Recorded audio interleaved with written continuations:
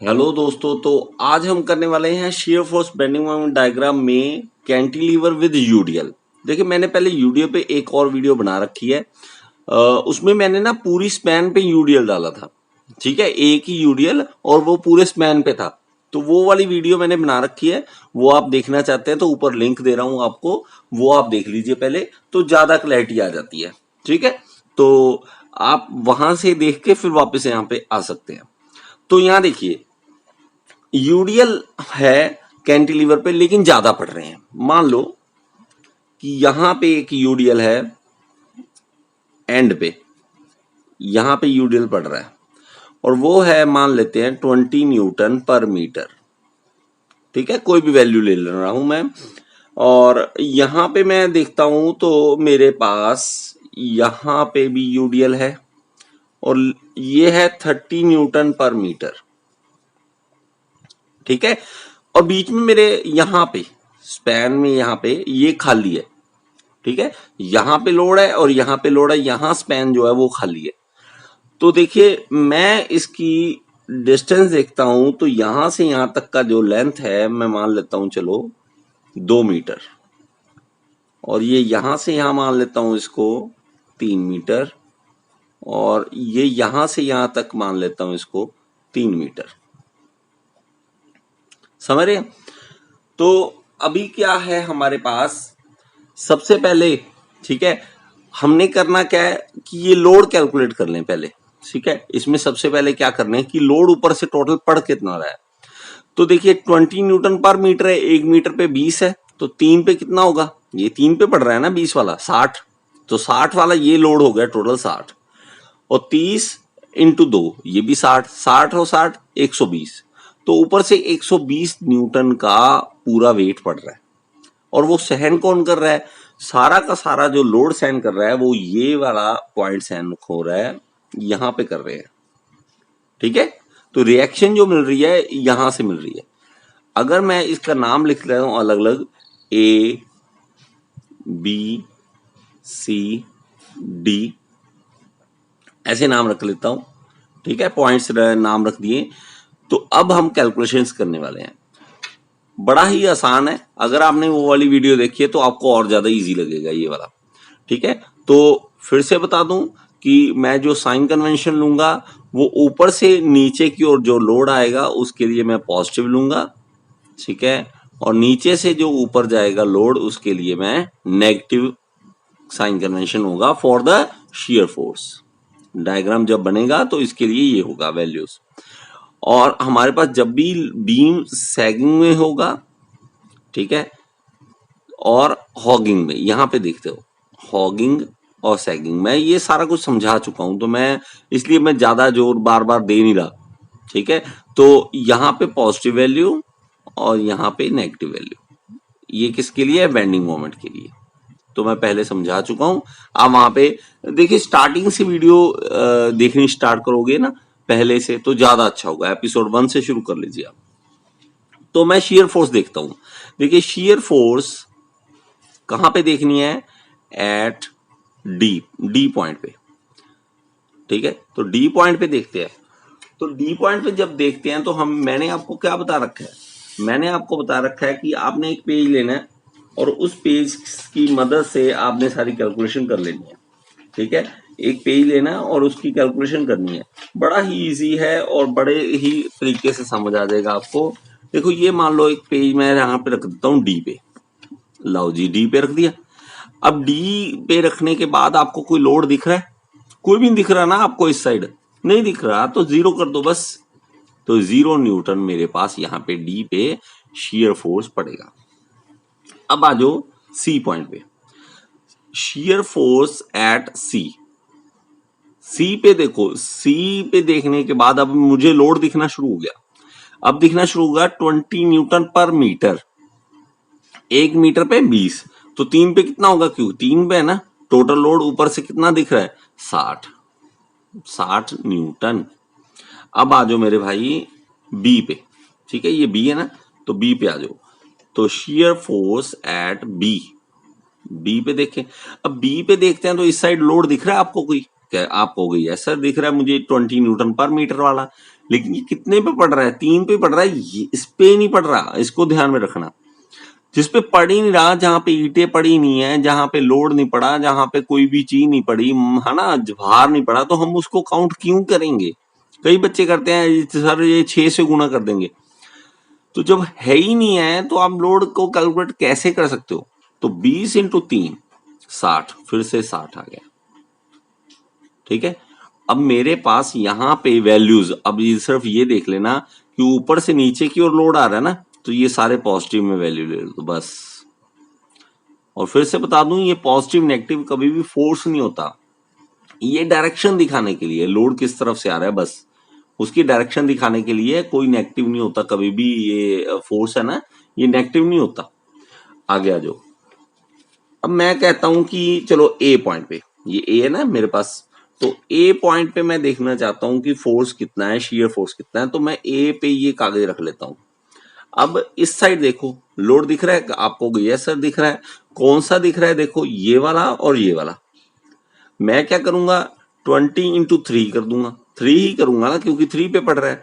तो shear force eight ए 20 into 3, देखो book की तरह अगर लिखूं एक्सप्लेन करूं तो वो भी करना आसान है। देखो 20 इंटू 3 कर देता हूं, आपको ये ऐसा लगेगा तो ठीक है, 20 इंटू 3 कर दूंगा और पॉजिटिव में वैल्यू आ जाएगी इसकी। तो पॉजिटिव में क्यों, ऊपर से नीचे आ रहा है, ठीक है, और प्लस और कर दूंगा, प्लस क्या 30 इंटू 2, ठीक है 30 इंटू 2।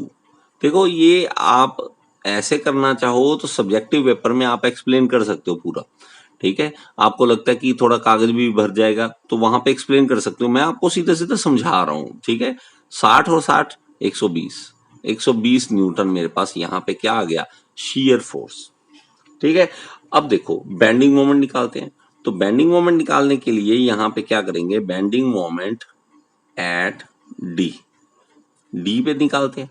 तो फिर से वही कहूंगा मैं कि डी पे यहाँ पे कागज रख दो, डी पे रख दिया। अब इस साइड देखो लोड दिख रहा है, कोई नहीं दिख रहा, क्योंकि ये बेंडिंग मोमेंट क्या होता है, फोर्स इनटू डिस्टेंस, ठीक है। लोड से उस पॉइंट तक का डिस्टेंस, जहां जिस पॉइंट पे मैंने मोमेंट देखनी होती है, फोर्स है नहीं है, डिस्टेंस क्या होगा, कुछ भी नहीं, तो ये 0 न्यूटन मीटर मेरे पास आ जाएगा। अब बेंडिंग मोमेंट एट सी पे देखना चाहते हैं, तो सी पे मैं ये पेपर रख लूंगा, बेंडिंग मोमेंट एट सी, ठीक है, फोर्स इनटू डिस्टेंस। अब देखो मेरे भाई सबसे पहले ये देखो फोर्स कितना है, फोर्स देखो 20 इंटू 3 है, सिर्फ 20 इंटू 3 है ना, क्योंकि लोड कितना है टोटल, 1 मीटर पे 20 न्यूटन है, तो 3 मीटर पे कितना होगा 60। लेकिन ये पड़ेगा कहां पे, बस ये पड़ेगा अपना जितना लोड इसका है उसके सेंटर पे पड़ेगा, ये याद रख लो बस। सेंटर पे कहां पे होगा, मैं मान लेता हूं चलो रफ यहाँ पे ये इस पॉइंट पे मैं कट लगाता हूं थोड़ा सा, ये इस पॉइंट पे पड़ेगा अपने ही लोड के सेंटर पे, ठीक है। कोई भी चीज उठा लो यार, उसकी सेंटर ऑफ ग्रेविटी आप देखते हैं ना, लोड टोटल बड़ा सा लोड है आपके पास है, उसका सेंटर ऑफ ग्रेविटी हमेशा देखते होते हैं ना, तो ये एक तरह से सीजी पे एक्ट कर रहा है।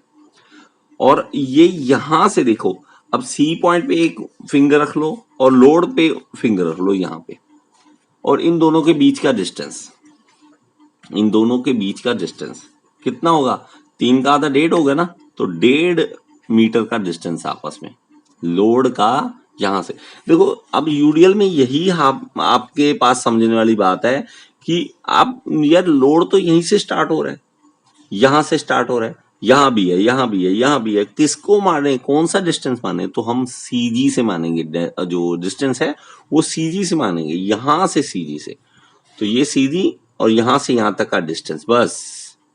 तो कितना आसान है, तो मेरे पास टोटल लोड तो आ गया 60 और डिस्टेंस कितना आ गया 1.5, समझ रहे हैं, तो 1.5 गुना कर रहे हैं, तो 60 का 1.5 गुना करते हैं तो 90 न्यूटन मीटर मेरे पास आ गया।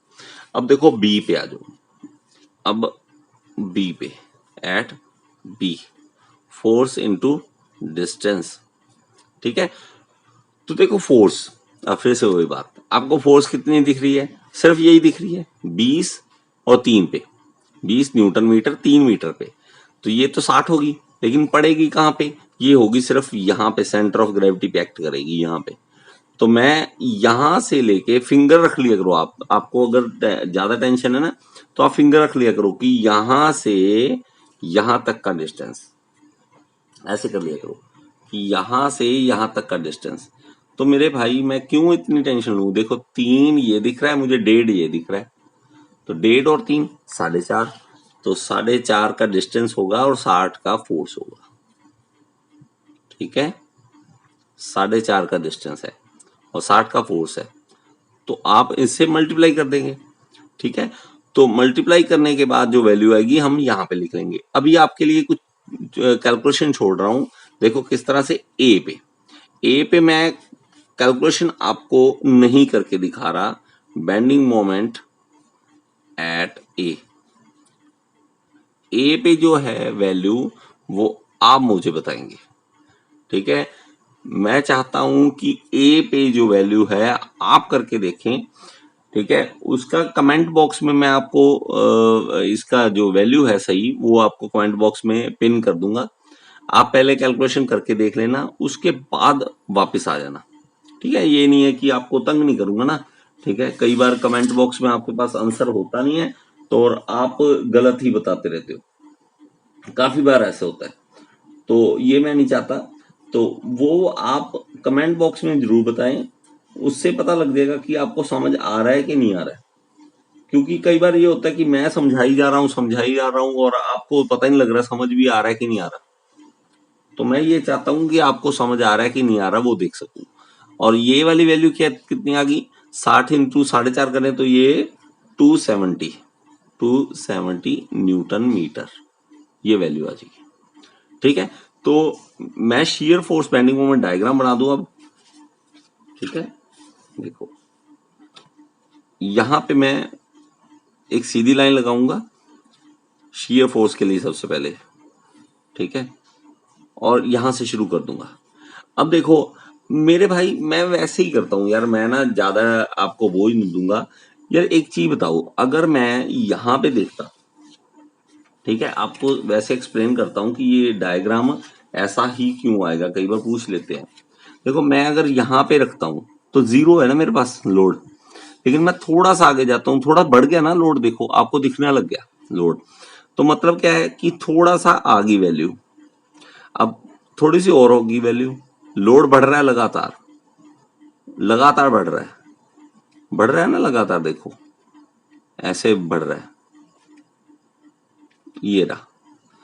और ये यहाँ पे सी पे जाके, डी पे कितना था 0, ठीक है ना, डी पे था 0 और सी पे कितना आ गया 60, तो ये वैल्यू आ गई 60 वैल्यू आ गई यहाँ पे, समझ रहे। तो ये इंक्लाइंड इसीलिए बनता है, ये ट्रायंगल जो बनती है ना, ये इंक्लाइंड जो लाइन बनती है ये इसीलिए बनती है क्योंकि लगातार यूडीएल में लगातार लोड बढ़ रहा है। अब देखो बी पे हमने किया 60 ही है, यहां पे भी कहता 60 है, यहां पे भी 60 है, तो मैं एक स्ट्रेट लाइन बनाऊंगा। क्यों स्ट्रेट लाइन बनाऊंगा, क्योंकि यहां पे मेरे भाई 60 ही है दोनों तरफ, बना दिया।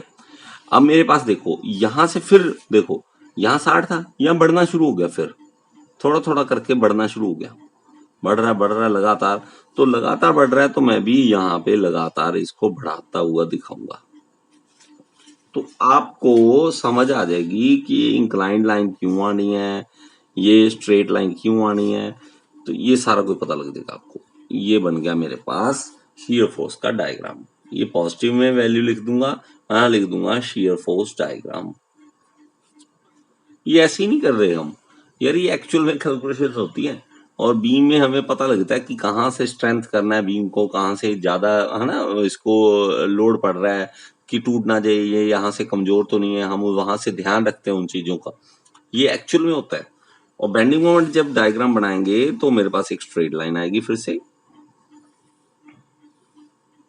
यहाँ पे, और बेंडिंग मोमेंट की वैल्यू देखो डी पे 0, ठीक है, और सी पे देखो 90, तो 90 जब बनाएंगे तो यहां पे आ जाएगा,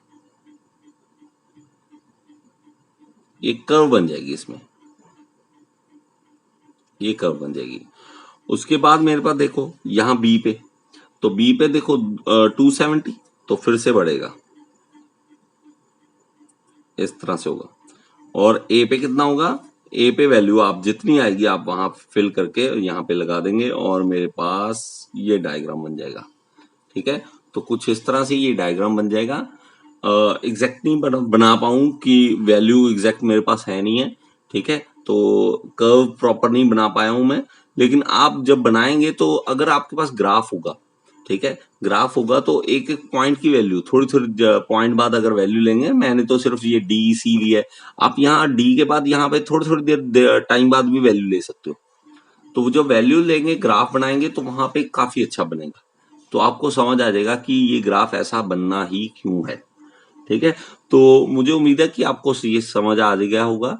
ठीक है, अगर समझ आया तो कमेंट बॉक्स में जरूर बताएं कि आपको समझ आया या नहीं आया। Thank you so much.